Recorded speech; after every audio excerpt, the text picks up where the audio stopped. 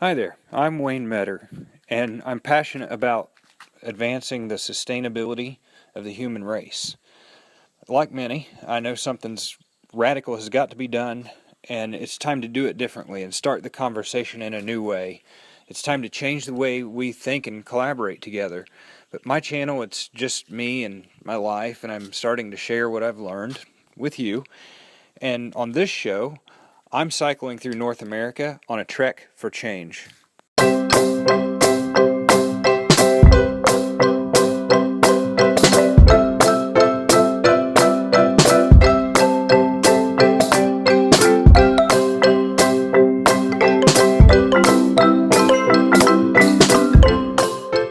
just stopped here. I've got another 24 miles to go, and that tire on the trailer, it was going flat. It wasn't all the way flat, still holding a little air. The patch system that I put on it is holding, but for some reason it's losing air. I don't know why, but I aired it back up. We're going to see how much farther I can get it to go. Well, I got 19 more miles to go to get to Malden, Missouri, where there is a Walmart and a Hibbett Sports and another place. All of them are possible options for tires, but I believe the Walmart has a tire that'll fit that trailer.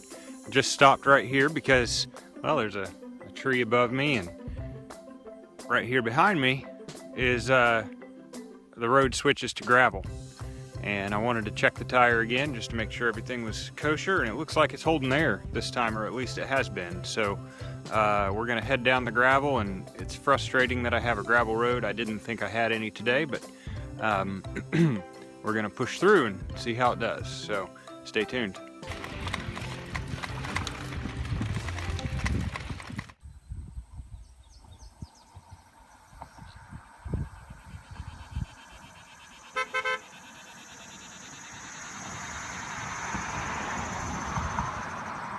All right, it's time for a big update. I was still about 15 miles out, and I kept having problems with the tire deflating and deflating and deflating, and I was pumping it up about every half mile. Ended up taking it apart, and there was just no repairing it. And right across the road was a guy that was out working by his shop, so I stopped and talked to him. And he said, you know, I asked him if he had a fix-a-flat, because I think that would have fixed it temporarily. He said, you know, let me just take you into town. I need to go get some oil. So he took me into town. We went to a small little Walmart, picked up a BMX tire, 16-inch BMX tire. I know it's not a road tire, but hey, it works. I put the inner tube, that's that slime inner tube, it's filled with some of that slime, and so we'll see if it works. I've got another 15 or so miles to go to get to a state park that I'm going to try to stay at. I don't know if they have camping, and I'm going into Gideon, a little town of Gideon right here by the airport. And you guys don't know that about me, but I love airplanes, anything aircraft related. So while we were running around I was learning from that guy. He was saying that this whole area around us used to be swamp ground. And he said it really was just full of cypress trees. And that's all you had was cypress trees and swamp. And it really wasn't much habitable. And so what they did several years ago, this would have been back before the 40s, I think. They started to dig all those ditches, and all those ditches that I've been crossing, about every mile you'll see a drainage ditch. Well, most of these are draining the water away from the fields so that they can have dry fields. They also farm rice here in this area, which is interesting. I did see one rice field I thought was rice, and I was right. And because the water table is so high. Now, the water table used to be at 5 feet here in this area. And his dad, where I stopped at, used to be his dad's home place. His dad used to, he put in wells around for all the farmers, and that's all those irrigation wells. And they started doing that back in the 40s. Now, those irrigation wells because all the farmers pull water out of the ground now, the irrigation wells typically in midsummer cause the water table to drop dramatically.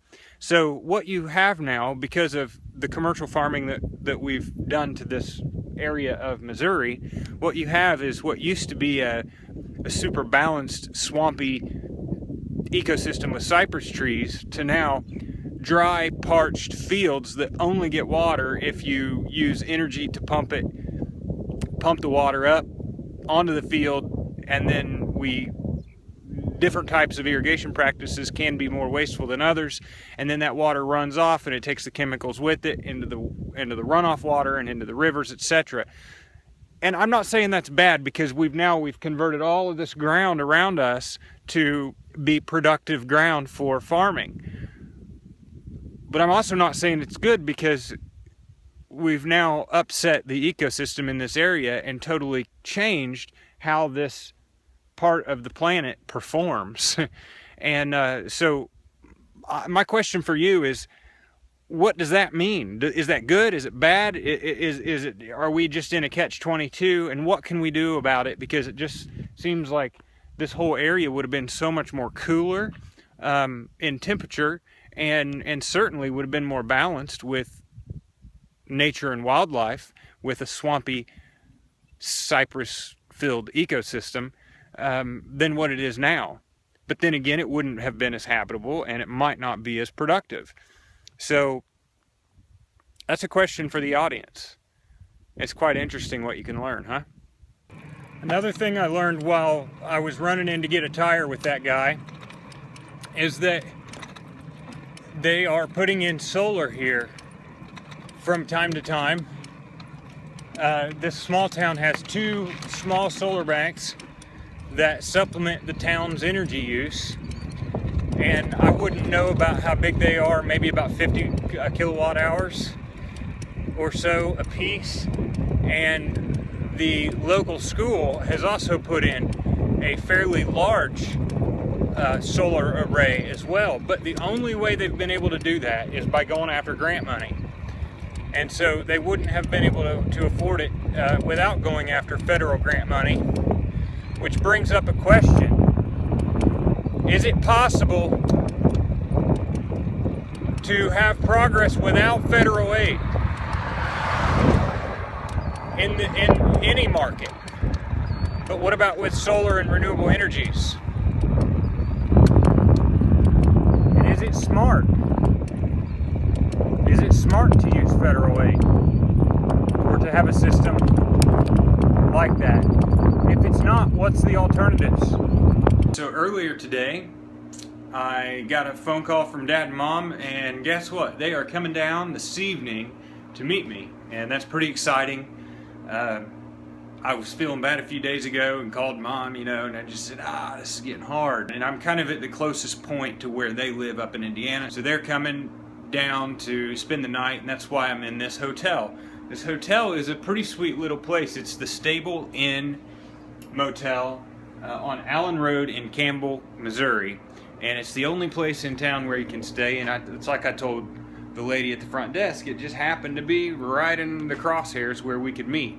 So Dad and Mom are coming down. We're gonna have dinner, spend some time. I'm gonna leave a little later in the morning, not push it so hard tomorrow, and I get to sleep in air conditioning one more night.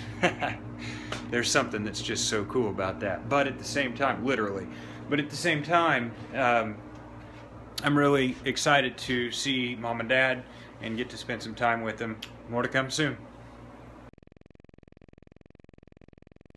Today's my 17th day on the road. I just left town after spending the evening and this morning having breakfast with my parents, and it was just a wonderful time to get to see them. It's been several months since I was able to spend time with Dad and Mom, and they came down from northern or central Indiana where they live, and yeah, it was a good time. Dad got to ride the bike a little bit, and we messed around. We fixed up the tires. I put some Fix-A-Flat product in the tire inner tubes this time around. They're both getting to where they need to be replaced, the inner tubes, and so I thought, well, now is my chance to shoot some of that stuff in here and see if it works. We're going to see if they hold air. The rear tire's been leaking down about every 12 hours. It loses 30 pounds or so, so I've been continually pumping it up, and I want to see if the Fix-A-Flat will keep it from leaking down. So I hope it works.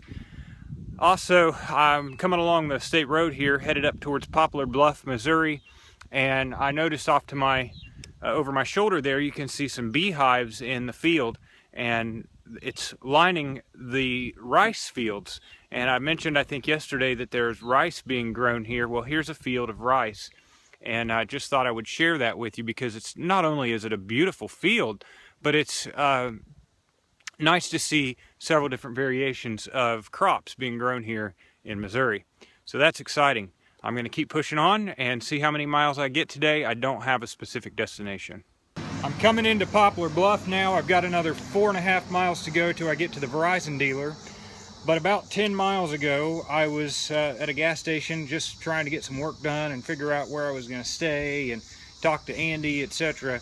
And some guy walked up to me and said, "Hey man, I'm a cyclist. You know, where are you going? What's your plans? What's going on?" I said, "Well, right now I'm just looking for a place to stay." I called a campground, and they are an RV park only, and because of the way they're registered with the state, they wouldn't even consider letting me put a hammock up on their property. So I told him that, and he said, "Well, dude, you can just stay with me, man. Just come on over." So his name's Jeff. He gave me his address, his phone number, and when he gets off work tonight, we're going to connect, and I will stay at his place.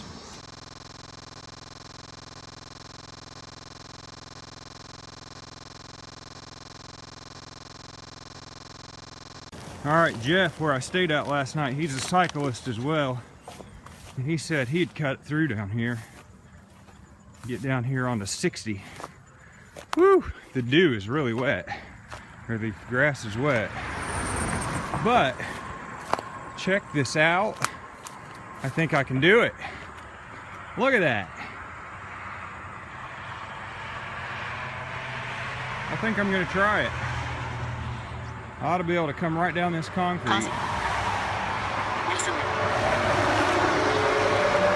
long as the tires aren't too wet, I can slide. And that's a lot of weight on my bike though, coming down that embankment.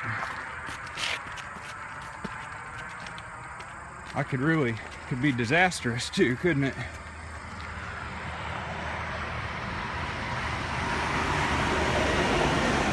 I don't know. Woo! I think I'm gonna try it. It's gonna make me a little nervous. The tires aren't very soft. They're rock hard right now. So the traction's gonna be so minimal. And I have such a lot of weight on here. But I'm just gonna have to, I don't know what else to do but wing it.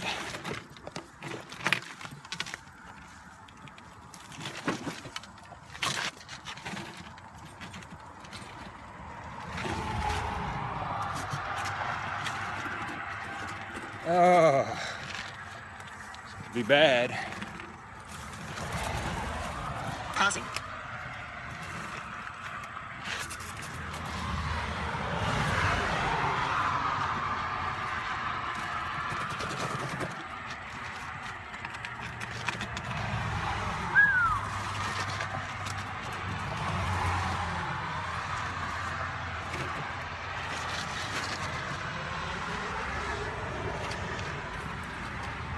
The problem is I'm on weeds. I should have cleared them out before I came down.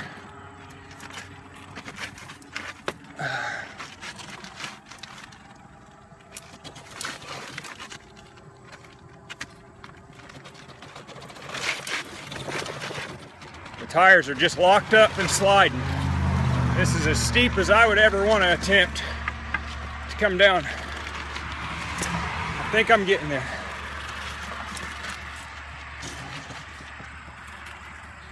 I think I got it. All right, it's getting better. Getting better. Resuming.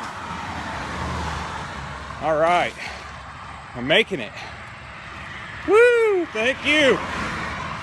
Thank you, baby Jesus.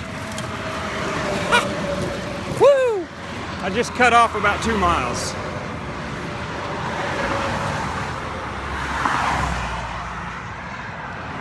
Yeah!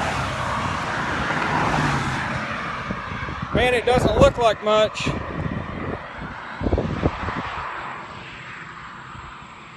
But that's a heck of an embankment. Woo! All right, Interstate 60 into the Ozarks, here we go. Or not interstate, divided highway, State Road 60. Pausing.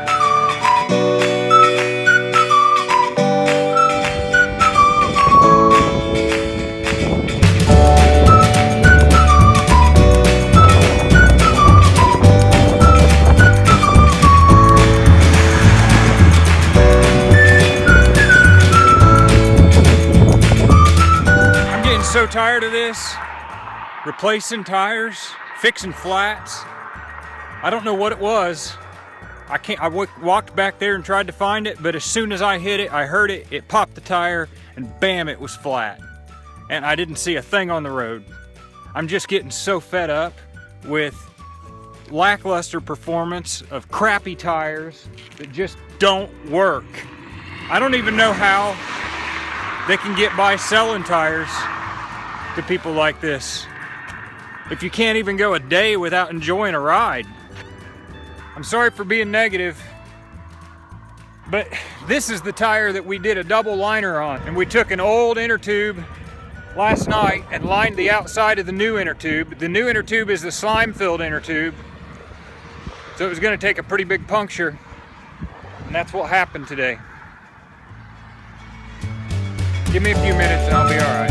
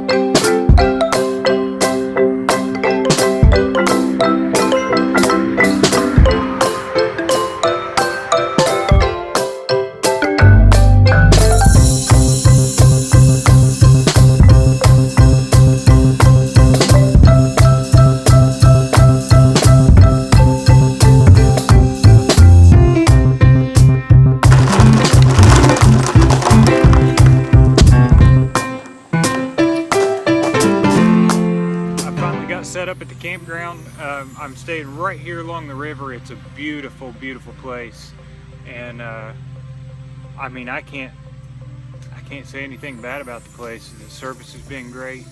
There's plenty of space in each campsite, and I've got the hammock set up, and I'm sitting underneath it because it's getting ready to rain. And more than likely, it sounds like 70-80% chance by morning, so it's going to be a wet one tonight and probably tomorrow morning, but I'm just gonna push through it. We'll have to take the hammock down. More than likely it'll be wet when I take it down and pack it away, but hey, it is what it is, and we just keep moving. But I'm getting ready to eat my lunch that Jeff, well, where I stayed last night, Jeff's wife had packed a lunch for me, and I just haven't had time to eat it. And so we had burgers last night, so she sent a burger. She sent me this, which is like a little cooler bag, and I'm going to use that a lot. And so it's perfect size. She sent me a hamburger with cheese that's already on it, a bun, a salad in a bag that comes from last night, dressing, silverware from Log Wings, and some hand sanitizers, hand wipes. Thank you so much. I just love this kind of community, pitching in and helping each other. And I realize right now you're helping me, but it gives me every opportunity to just pay it forward and give to somebody else. I'm gonna get busy feeding my face, and then once we get done with that, maybe we'll go take a look at the camp.